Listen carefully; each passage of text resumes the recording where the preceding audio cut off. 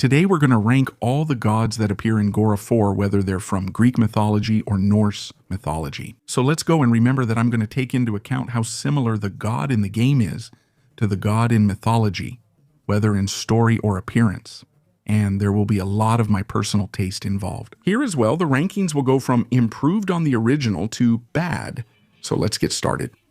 Let's begin with Aphrodite, who is very famous for her appearance in God of War 3. Anyway, as soon as she appears there in God of War 3, she already tells Kratos that he won't be a god of war, but he can still lie with her, which would be a reference to a story that also happens in Greek mythology, maybe even the most famous one about Aphrodite. Kratos, it's been far too long. Though you are no longer the god of war, you can still share my bed. In which she ends up betraying her husband, Hephaestus, with the god of war, Ares. As soon as Hephaestus leaves the house, Ares shows up and lies with Aphrodite. But since Hephaestus was already suspecting this was happening, he sets a trap for the two of them. When they lie together, a net falls over them. Hephaestus returns and calls all the other gods of Olympus to see everything that was happening. Aphrodite and Ares must avoid Olympus for a while due to the shame they faced. This is also emphasized in the universe of Gora 4. When Kratos goes through the portal and meets Hephaestus, Hephaestus himself asks Kratos if Aphrodite had had another god of war in her bed. Kratos, tell me, did Aphrodite conquer another god of war? That's a question you should ask your wife. So, can we say that in terms of personality, the Aphrodite in the game matches the mythological Aphrodite? However, in terms of appearance, we can't really say if she matches the one from mythology or not, because in the stories, it only says that Aphrodite is very beautiful. So whether you think the Aphrodite in the game is ugly or beautiful is very subjective. So I'll consider it a good adaptation. Now let's talk about Angrboda, who has a really good part in the story and also a really bad part when it comes to the adaptation. The good part is when they talk about the Ironwood, a place that's often forgotten in Norse mythology. But it's the place where the two wolves came from, who are the children of Fenrir, Skoll, and Hati. And they say that there, in the Ironwood, there's also an old lady who is said to be Angrboda herself. And they say that this old lady would be the mother of Skoll and Hati, so she would have had children with her own son. And even though it's a very bizarre story, I think it's really cool that they remembered this now. The bad part is that, like, Angrboda isn't really remembered for this Ironwood story, but she's mostly remembered for the children she had with Loki, and they are Hela, Fenrir, and Jormungandr. But, like, we don't have any of that in the game. Hela isn't present, and we do have Fenrir and Jormungandr, but neither of them is a direct child, neither of Atreus nor of Angrboda. They even try to put that in a metaphorical way in the game, saying that Angrboda now takes care of Fenrir, and Atreus does too. Jormungandr was raised by the two of them when they put the soul of a giant into a snake, and then she would become the serpent of Midgard, etc. But I thought that was it. It was a rushed decision to explain it somehow, to reference the mythology in some way, and that was it. I don't like the explanation they gave, so for me it's going to stay as bad. If you like this kind of video, don't forget to share it, subscribe to the channel, and like the video, because it helps me a lot, okay? Ares is a god who, for me, his personality in the game matches a lot with the personality from mythology because he's an extremely bloodthirsty god, very impulsive. He has a rivalry with Athena, who is another goddess of war, a protective goddess from the city of Athens, which is the city he's attacking in the first game. And the fact that he's defeated by Kratos also makes sense to me because he's been defeated other times by other mortals, like Hercules, or even by Diomedes, who was actually getting help from Athena at that moment, who is a goddess that also ends up helping Kratos. The only thing that confuses me is his appearance and those spider legs, which aren't part of mythology. He's described as so handsome, he attracts Aphrodite. Beauty is subjective, but I can't see anyone finding Ares from the game handsome. That's the only thing that doesn't work for me. Other than that, I think it's a good adaptation. I would even say better than the original. Artemis only appears in the first game, and that's when she gives a sword to Kratos, and a lot of people say that sword is bad, but I found it extremely satisfying to use it and slice enemies in half. But anyway, when she gives him that sword, she tells Kratos that she used this sword to hunt titans, That doesn't make much sense, since in mythology, during the Titanomachy, the battle between the Olympians and Titans, Artemis hadn't been born yet. Artemis. Kratos, the gods demand more of you. You have learned to use the blades of chaos well, but they alone will not carry you to the end of your task. I'll offer you the very blade I used to slay a Titan.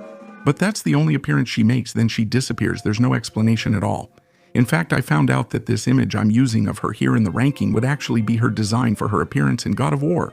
She'd basically be a centaur, though I'm not sure why.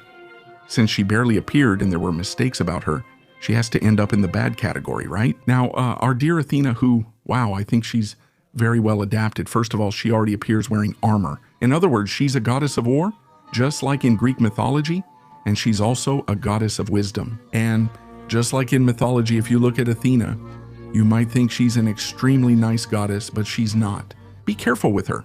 In mythology, she often tried to trip people up. For instance, during the rebellion of Olympus, she tried to become queen when Zeus was imprisoned. Or also, when she lost a weaving contest to Arachne, she turned Arachne into a spider. And on top of that, we have the story of Medusa, in which she was attacked by Poseidon in the Temple of Athena, or the Temple of Minerva, which would be Athena in Roman mythology. Athena, even after seeing everything that happened, still punished Medusa, turning her into a terrible monster. In the game, it's no different. She helps us in God of War 1 and 2. And then at the end of 3, we find out that actually, it was all Athena's plan to get the power of Pandora's box for herself. I think it's a great adaptation of Athena, better than the original for me. Atlas is kind of a curious case because originally in mythology, they say he was a general of the Titans who took part in the Titanomachy. But since he ended up being defeated along with his relatives by Zeus and his brothers, he ended up being punished, holding up the sky forever, always separating Gaia, who is the earth, from her husband, who was Uranus, the sky. In other words, he holds up the sky, right? Now, in Gorofor, things are quite different. They say he also took part in the Titanomachy, but his soul ended up being sucked in by Hades. He spent a long time being punished there in Tartarus. But in Chains of Olympus, he was freed by Persephone to take part in her plan and destroy the Pillar of the World. And at the end of the story, when Zeus defeats Persephone, he ends up having to put Atlas there in place of the Pillar of the World, since the pillar was pretty much destroyed. Later, even in God of War 2, we meet Atlas again. We even give him some relief by breaking a few of his chains. As you can see, instead of holding up the sky in God of War, he actually holds up the world, which is quite different, right?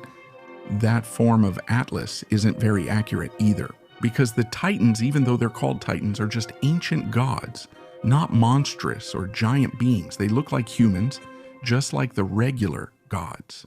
So I like Atlas, but I think the adaptation could have been better. Well, Baldur, is the main villain or antagonist in God of War 2018, the one that starts the Norse mythology. Well, what they changed, essentially, was Baldur's personality, because he's extremely obnoxious in the game. He even wants to kill his mother, who is Freya, but in the mythology, it's not like that. He's extremely loved by all the gods because of his personality, because of his kindness. And in the mythology, his mother is actually Freya, and she makes everything in the world promise not to hurt him, except for one little plant. But Loki ends up discovering this, and out of jealousy, he shoots an arrow using the god Hod, who is the blind god, with mistletoe on the tip, and that kills Baldur. This is even referenced at the end of the 2018 game, when Atreus ends up hurting Baldur's hands with something that has mistletoe on it. And this breaks all of Freya's magic, and makes it so that both Atreus and Kratos can hurt and kill him. What is this? I'm feeling it.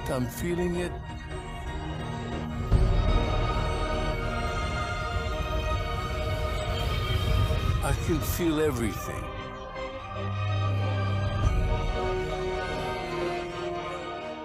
And so, even though Baldur is invulnerable, he's not much of a warrior god. In fact, there aren't any stories of him fighting anyone.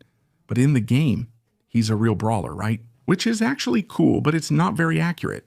And there's nothing about him being a tracker like Odin calls him in Gryffindor. As for Baldur, he had value. He was my best tracker. He solved everything. Yes, he had gone insane, but he was useful, and now he's gone because of you. But overall, I think it's an adaptation, okay?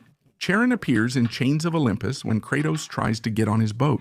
But since Kratos is alive, Charon doesn't like it and starts fighting with Kratos.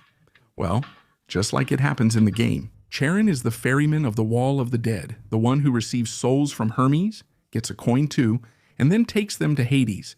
And just like it happens in the game too, Charon is the son of Nyx, the goddess who personifies the night and is also one of the primordials, the oldest beings in Greek mythology. But he didn't have that monster form like he does in the game. No, okay. He was depicted more as an older man, bearded, carrying a rudder, and that's it. But I think it's an okay adaptation for the game. NYX appears in the mobile Grafford as the final boss. She was sent by the gods to stop Kratos because of his hunt for a mysterious assassin. There. And both in the game and in mythology, he is the son of the god Hermes, and in the game he is a messenger. But he's barely referenced in mythology, so there's not much I can say. He actually has more depth in the story, even though he appears only a little, so he's better than the original. There's nothing I can do now. The next one here, Epimetheus, is kind of a weird case, right? Because Epimetheus is the brother of Prometheus, the one who also appears in God of War 2, who is being punished by the gods and all that. He and his brother helped create the world's living beings, but I can't say much about him in the game, since he dies at the start of 3. He dies to Poseidon with just one hit. He has this monstrous form that, like I said, has nothing to do with it, right? The Titans appear as if they were gods, just normal, with a human appearance, so I think that's really bad. Erinus is the daughter of Thanatos and appears in God of War, Ghost of Sparta, and, well, there isn't an Erinus in Greek mythology, but there are the Erinyes. Who would be the Furies? Which I'll talk about later because they also appear in God of War. She ended up being invented for the game. There's not much else I can say, so I'll put her in the bad category. And now we're going to talk about Frey and Freya, Freya and Frey. I think, yes, it's a good adaptation. I'm just not going to put it above the original because I think there wasn't enough gameplay to explain what actually happened in the war between the Aesir and the Vanir. Because they resolved the war issue differently from the mythology. Because in the mythology, they solved it by exchanging hostages, right? Frey, Freya, and Njord went to Asgard, while Mimir and Hunir went to Vanaheim. But in the game, everything was resolved with Freya marrying Odin, which is quite different. And Freya even took on all the roles of Frigg. In the mythology, it might even seem like the game decided to delete a character from the story, right? Decided to delete a goddess. But actually, that's how it is. If you look at the roots of Norse mythology, you'll see that Freya and Frigg could actually be the same goddess, who gradually split over time and became 2 goddesses. But I thought that was really cool. We have Freya as the queen of the Valkyries. We have Frey as the king of the Elfrid and everything. But I think they could have explained more about the war itself. But now let's talk about the Furies. Well, in mythology, the Furies were born after Kronos ended up cutting off his father's genitals. From that blood, they ended up being born. In the game, they also end up being born from the blood of a primordial. This happens in the opening scene of GFAS and in mythology. They ended up receiving the role, down in the underworld, of punishing those who committed horrendous crimes during their lives. And in the game, they punish those who break oaths. That's why they go after Kratos in GFAS, because he broke an oath with the god, Ares. Well, the story's actually pretty faithful so far. But what stands out a bit with the Furies is their appearance, because in the game, each one of them has a different look and a different power. But in Greek mythology, all 3 have similar appearances, basically being winged witches. Still, even with the appearance, I think it's a good adaptation. Even in the game, Gaia fully embodies her Greek mythology essence, since she is always involved in both. She seeks to overthrow those in power. In mythology, she overthrows Uranus and Cronus, attempts to overthrow Zeus with Typhon, and in the game, she tries to overthrow Zeus again, helping Kratos, climbing up to Olympus, and then literally bringing Kratos down, betraying him. So, for me, Gaia's essence is there. The only thing that's off is that Gaia in the game is a Titan. In mythology, she's a primordial. But overall, I actually think she's even better than the original. You know, that's how well done she is. Before, I even did. I think in the Hades tier list, I put Griffor's Hades at the top. So in fact, Griffor's Hades has nothing to do with the mythological Hades, neither in appearance nor in story. First, he has these weapons that Griffer's Hades uses, these little claws that pulls souls. He even has the helmet, of course, but he doesn't have that monstrous appearance. He's not gigantic. He avoids problems and wouldn't even get involved with the Koitos invading Olympus and killing everyone. In fact, I think he's a bad adaptation, unfortunately. Man, Griffor's Hephaestus, I really like him. If you look at him, you can see that this guy has suffered in life. Man, he's suffered in life. He was cheated on, became lame after his mother threw him from Olympus. You can see that the guy suffered. I really like him. And he really gives off that vibe, his stories in mythology. Because Hephaestus just gets screwed over, man, just gets screwed, poor guy. Now, Handel, man, he's not a teenager in the story, right, in Norse mythology, but in the game, he plays his role, which is to be a jerk to Loki, right, because Handel and Loki hate each other in Norse mythology. The game does that. The game makes you control Atreus and get really pissed off at Handel. But, well, Handel's also called the father of humanity, right, because they say he got involved with several human women, and because of that created a lot of people here on Earth. I can't imagine Handel doing that, right? But no, it could be better. It could be improved. They could have made Handel a little older there anyway. It could be better. So it would be cool if just like Hephaestus, you look at her, you can see she's been through a lot, right? Especially at the hands of the gods with all the betrayals and everything. She even mentions there that she's extremely, extremely angry because what's causing all this trouble? The language for three is Kratos, another bastard son of Zeus. But unlike Hephaestus, Hera is said to be very beautiful in Greek mythology, the most beautiful of all the goddesses. And don't confuse beauty with sensuality, okay?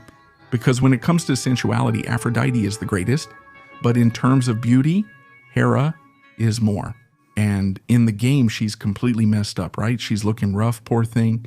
I think they could improve that. Now, Hercules also doesn't have much. There's very little about Hercules. He even mentions the labors he did and everything, and even says that his 13th labor would be to finish off Kratos. And he says that Kratos would be Zeus's favorite, which is kind of weird, right? Especially since Zeus tried to kill Kratos. But still, I like Hercules. I think he was well portrayed for the time he had. I think it's okay.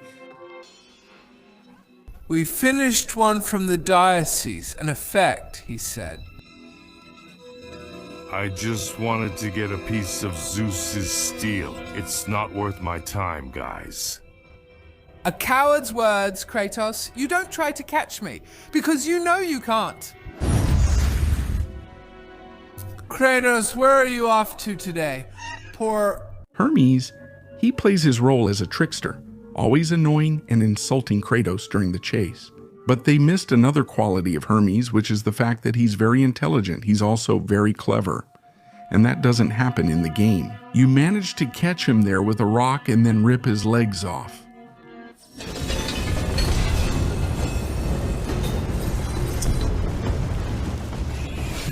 That's it. That's it.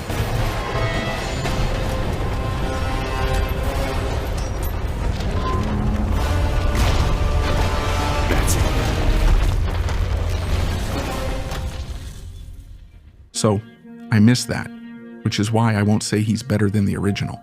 Also, there's his death where he turns into flies. I'm not sure why, but that's another detail. This next one is Iapetus, a titan climbing Olympus, but there's little to say about him since he appears rarely. Considering that the mythological Kratos would actually be an inspiration for the Kratos in the game, I don't even have anything to say, right? They improved a lot on the original, especially since the mythological Kratos is just a servant. That's what he says, me, right? A being from the celestial guard, Maldizeus. Nothing more than that. He only appears in a few stories. Actually, I think there's only one. The story of Prometheus, where he captures Prometheus.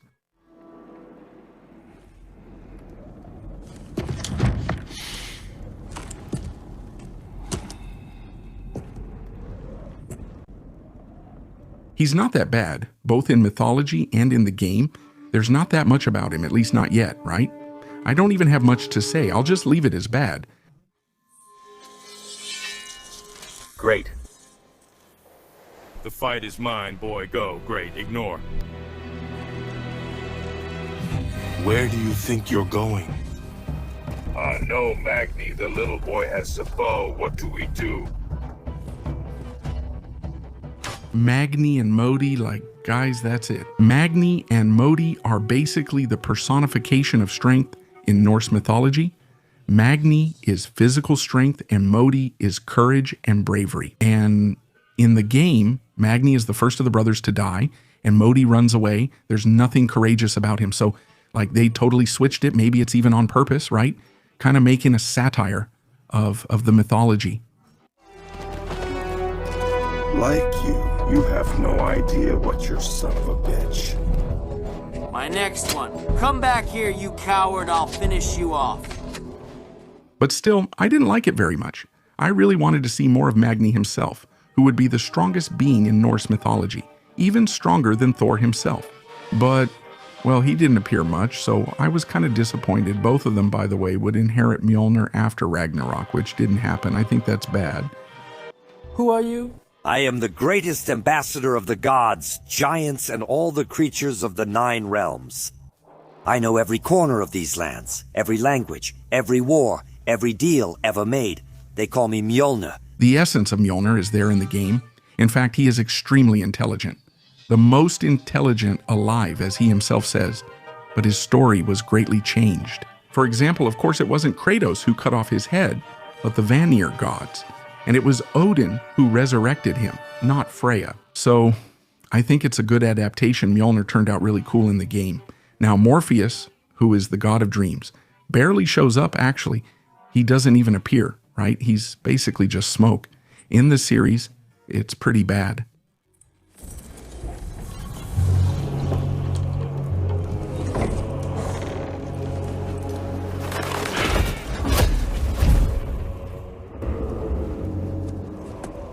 Do you know who I am? Before this winter, there was some misunderstandings. Setbacks, but I think we already know better who we're dealing with. Odin, look, I have my certain criticisms of a bald Odin, especially because I think he lost a bit of his imposing presence. For example, it's very different when Zeus showed up for us in God of War 3 or God of War 2, and when Zeus appears there in God of War, Ragnarok. I really miss that imposing presence. I think that's because he looks like a grandpa. After all, Odin in Norse mythology is actually very strong. Even though he's wise and has a beard and all, that's what was missing. But overall, I think Odin was pretty okay. Orcus, who appears in Of War Ascension, actually exists in Greek mythology. I thought he didn't, but he does. He's the son of Eris, who is the goddess of discord and the personification of oath. He was more developed here than in the mythology, where he appears rarely. I think Orcus actually improved on the original. Where is my daughter, wife? Choose your words carefully. Sword of Sparta, you are addressing the goddess of the underworld. Persephone, she appears in Chains of Olympus, and she's quite different because she is in fact a villain who wants to destroy the pillar of the world and everything else. And in the mythology, she even helped some people, for example, Orpheus, when he went to get his wife in the underworld. The one who made Hades release the two was Persephone. She convinced her husband. Here she became more of a villain, right? I don't think it's bad, but it could be better. Having a Persephone adaptation is already pretty cool for me.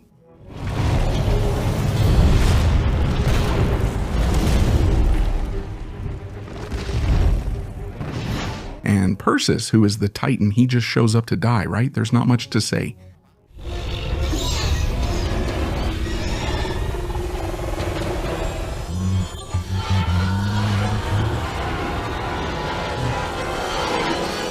I think Poseidon is really cool, especially his avatar form, which is giant, full of water, and even has a reference to the Titan Oceanus in its shape and the horns. There, you have the reference to his image with the chariot and everything, and even his own form, Poseidon's human form. I think it's really cool because it's not an old form like they usually portray him, but instead he has a bluish, almost black beard, just like he appears in mythology.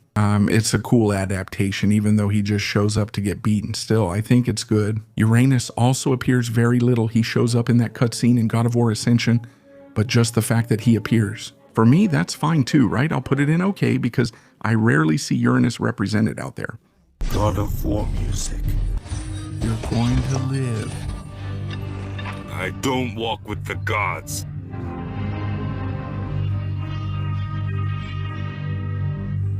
Prometheus is an adaptation, okay too.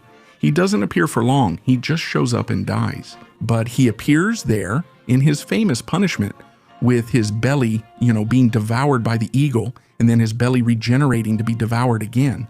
So I think it's an okay adaptation. Also, as for Seafrey, there's little information about her in the game. At least I don't remember if she appears. Or if it says anything about that story of Loki shaving her hair, or if she received another document. So I think they could have developed her more. I think it could have been better. Music.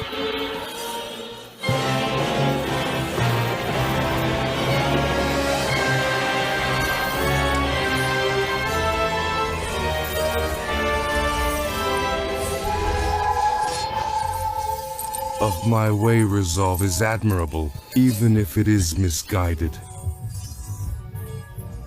Music, Sisters of Fate. I really like them in God of War 2 because in mythology it says they would just be 3 ladies there who would take care of the threads of life and everything else. They're not described as warriors or having different forms. Actually, they're pretty similar, at least in the representations that existed, but I like them so much that I'll say it improved on the original.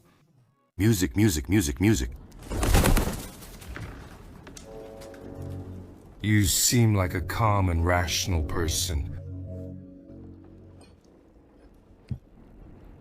You are music, a calm and rational person. And Thor, he's so well adapted for me that it's even hard to say he improved on the original, because he's pretty much the same, at least from the idea I have of him. In mythology, he's chubbier, let's say, right? Because in mythology it actually says he's an extremely big god, even too big for a god. He's a redhead, like it says in mythology. That's how it is. I don't know if he had problems with drinking, but I don't think so. But he really liked to drink, like most of the Norse gods. He was Odin's lackey, sent to kill giants on Odin's orders. So for me, he's in the good category. It didn't improve on the original, but it's very well adapted. Trudy. There's not much about her in mythology, so I'll say she's okay. I don't have much to say about her, but music?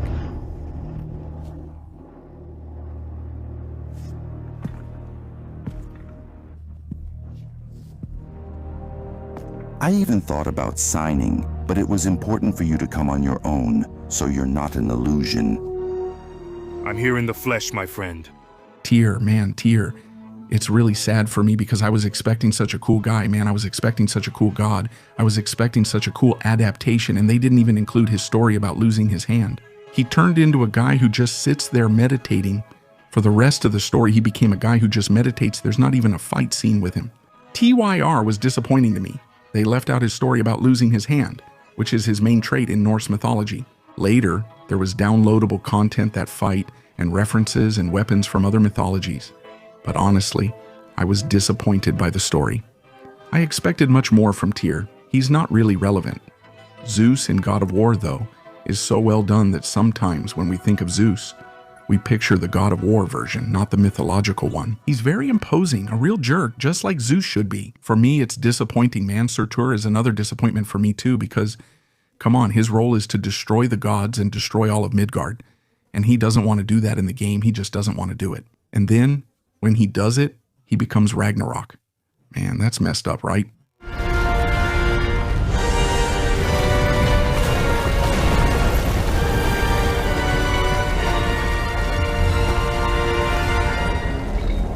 Murderer of Gaia enters my tomb. Kronos man. Kronos, I really like the Kronos from Gurifor. His story there is very similar. He devours his children, then he's defeated by Zeus and his brothers and all that. I think it's a good adaptation now, Atreus and Loki. Man, I'm still waiting for his trickster personality, his trickster side. I'm waiting for him to trick someone, but he got tricked more than he tricked others in the last game. He's still not acting like Loki so far. Nothing has changed. His story hasn't influenced anything. Man, relax. You can't really call it bad since there was nothing, but it's still a bit bad. You need Loki. If you made it this far, please like, subscribe, and share. If you want more tier lists like this, let me know in the comments.